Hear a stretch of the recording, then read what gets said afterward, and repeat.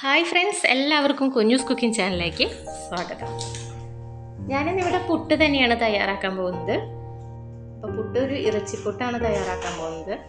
സാധാരണ നമ്മൾ അരിപ്പൊടി എടുത്ത് സാധാ പുട്ടിൽ കുഴക്കുന്ന പോലെ തന്നെ കുഴച്ചിട്ട് തന്നെയാണ് കേട്ടോ ഇതും തയ്യാറാക്കുന്നത്. ഇതിലേക്ക് നമുക്ക് ഇറച്ചി ഏത് വേണമെങ്കിലും എടുക്കാമെന്ന് മാത്രം. അപ്പോൾ ബീഫായാലും മട്ടൻ ആയാലും ഏത് ഫിഷ് ആയാലും ചെമ്മീനായാലും ചിക്കൻ ആയാലും എങ്ങനെ വേണമെങ്കിലും നമുക്ക് മസാല ഒന്ന് അടിച്ചിട്ട് തയ്യാറാക്കാം. ഡ്രൈ ആയിട്ടൊന്നും എടുക്കണം കേട്ടോ. അപ്പോൾ ഞാനിതിലേക്ക് തയ്യാറാക്കുന്നത് ഇന്ന് ചിക്കൻ പുട്ടാണ്, ഇറച്ചി പുട്ട്. അപ്പോൾ അതിലേക്ക് ഞാൻ കുറച്ച് എല്ലോട് കൂടിയിട്ടുള്ള കുറച്ച് ചിക്കൻ്റെ കഷ്ണങ്ങൾ എടുത്തിട്ടുണ്ട്. 1 ടീസ്പൂണ് മഞ്ഞൾപ്പൊടി, 1 ടീസ്പൂണ് ഉപ്പ്, പിന്നെ 1/2 ടീസ്പൂണ് കുരുമുളക് പൊടി ഇട്ടിട്ട് നല്ലതുപോലെ ഒന്ന് ഇളക്കി കൊടുക്കുന്നുണ്ട്. ഇളക്കി കൊടുത്തതിന് ശേഷം ഞാൻ 1 ഗ്ലാസ് വെള്ളമാണ് ഞാനിതിലേക്ക് ഒഴിച്ചു കൊടുക്കുന്നത്. ഈ 1 ഗ്ലാസ് വെള്ളം ഒഴിച്ചിട്ട് ഒരു 2 വിസിലടിച്ചാൽ തന്നെ നല്ലതുപോലെ വെന്ത് കിട്ടും. അപ്പോൾ എയർ ഞാൻ കളയുന്നില്ല, തന്നെ എയർ പോവുകയാണ് ചെയ്യുന്നത് ഇതിൽ. അപ്പോൾ നല്ലതുപോലെ ഇറച്ചി വെന്തിട്ടുണ്ടാവും. അതിനുശേഷം ചൂടാറിയതിന് ശേഷം ഞാൻ എല്ലിന്നൊക്കെ ഈ ഇറച്ചി കഷ്ണം ഒന്ന് മാറ്റി വേർപ്പെടുത്തി വെക്കുന്നുണ്ട്. പിന്നെ ഞാനൊരു പാൻ അടുപ്പത്തേക്ക് വെക്കുന്നുണ്ട്.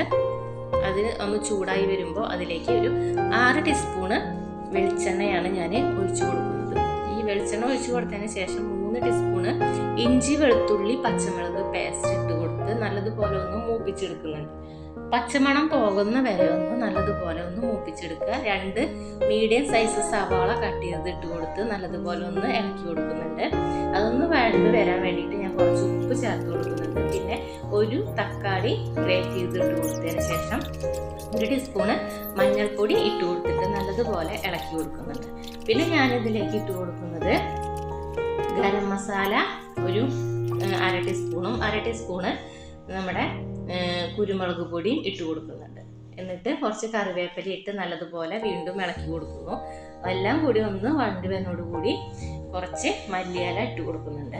എന്നിട്ട് നമ്മുടെ ചിക്കൻ വേർപ്പെടുത്തി വെച്ചത് ഞാൻ ഒന്ന് ഇട്ട് കൊടുത്ത് നല്ലതുപോലെ ഒന്ന് ഉലർത്തിയിട്ട് എടുക്കുന്നുണ്ട്. നിങ്ങൾക്ക് വേണമെങ്കിൽ ഈ ചിക്കൻ്റെ പീസുകളൊക്കെ ഇതിൽ നിന്ന് മാറ്റിയെടുത്തിട്ട് നമ്മുടെ മിക്സിയുടെ ജാറിലൊന്ന് ക്രഷ് ചെയ്തെടുക്കാം. ഞാൻ കൈകൊണ്ട് തന്നെ ഒന്ന് പിച്ചിട്ടൊന്ന് മാറ്റി ഇങ്ങനെ വേർപ്പെടുത്തി ഇടുകയാണ് ചെയ്തിട്ടുള്ളത്.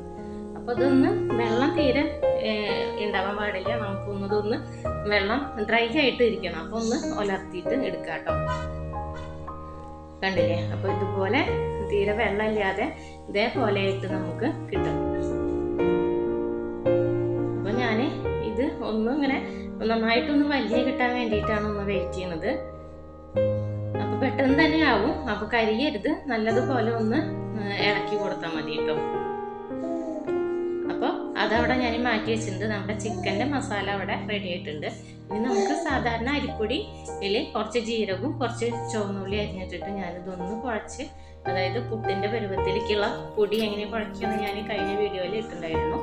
അപ്പോൾ അതുപോലെ ഞാനൊന്ന് കുഴച്ച് മാറ്റിയെടുത്ത് വെക്കുന്നുണ്ട്. ഇനി പുട്ടുപാനിയിൽ ഞാൻ കുറച്ച് വെള്ളം വെച്ച് തിളപ്പിക്കുന്നുണ്ട്. അപ്പോൾ ഞാൻ പുട്ടുമുറ്റിയിലേക്ക് സാധാരണ നമ്മൾ പുട്ട് എങ്ങനെ തയ്യാറാക്കുന്ന പോലെ തന്നെ നാളികേരം ഇട്ട് കൊടുത്തു, കുറച്ച് ഇറച്ചി മസാല ഇട്ട് കൊടുത്തു, പിന്നെ അരിപ്പൊടി ഇട്ടു, പിന്നെ വീണ്ടും ഇറച്ചി മസാല ഇട്ട് കൊടുത്തു, അരിപ്പൊടി ഇട്ടു, വീണ്ടും മസാല ഇട്ടിട്ട് ചെയ്ത് നാളികേരം വെച്ച് ഞാനൊന്ന് ആവി കയറ്റി വെക്കുന്നുണ്ട്. അപ്പോൾ ലെയറായിട്ട് നമുക്ക് ഇതുപോലെ ചെയ്തെടുക്കണം. അപ്പോൾ പെട്ടെന്നൊന്ന് ആവി വരാൻ വേണ്ടിയിട്ട് നമുക്കൊന്ന് വെയിറ്റ് ചെയ്യാം. നമ്മുടെ പുട്ട് ഇവിടെ ആവി വന്നിട്ടുണ്ട്. ഞാനിത് ഒരു പ്ലേറ്റിലേക്ക് മാറ്റിയെടുക്കുന്നുണ്ട്. അപ്പോൾ ഇതൊന്ന് പൊടിഞ്ഞുണ്ട്. അത് ആ ഇറച്ചിയുടെ നാളികേരത്തിൻ്റെയും കൂടിയിട്ട് അവിടെ വന്ന കാരണമാണ് ഒന്ന് വേറിട്ട് വന്നത്.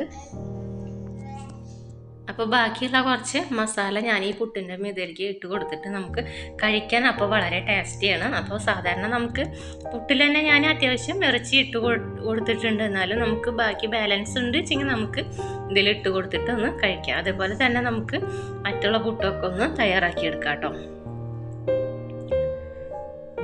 അപ്പോൾ അതും ആവി വന്നിട്ടുണ്ട്. ഞാനിതൊന്ന് കുത്തിയെടുത്തിട്ട് കാണിക്കാം. കടല ഇതിപ്പോൾ നേരത്തെ തന്തി അങ്ങനെ പൊടിഞ്ഞു പോയില്ല. അത് പൊടിയാൻ കാരണം എന്താ വെച്ചെങ്കിൽ കുറച്ച് ഇറച്ചി ഞാൻ കൂടുതൽ അതിലിട്ടുണ്ടായിരുന്നു. അപ്പോൾ ആ ഭാഗം ഒന്ന് കഷ്ണം അങ്ങനെ വേറിട്ടിട്ട് വന്നതാണ് കേട്ടോ. കണ്ടില്ലേ? അപ്പോൾ ഇതുപോലെ വളരെ ടേസ്റ്റിയാണ്. നമുക്ക് സാധാരണ പുട്ട് കഴിക്കണേക്കാളും വളരെ ടേസ്റ്റി ആയിട്ട് നമുക്ക് വേറെ കറിയുടെ ആവശ്യമൊന്നുമില്ല. നമ്മുടെ ചിക്കൻ്റെ മസാലയും ചിക്കനൊക്കെ ഇതിലുള്ള കാരണം നല്ല ടേസ്റ്റിയാണ്. എല്ലാവർക്കും, കുട്ടികൾക്കായാലും നമ്മൾ വലിയവർക്കായാലും ഒക്കെ വളരെ ഇഷ്ടപ്പെടുന്ന ഒരു റെസിപ്പിയാണ്. അപ്പോൾ എല്ലാവരും ഒന്ന് ട്രൈ ചെയ്ത് നോക്കണം കേട്ടോ. Okay, thank you.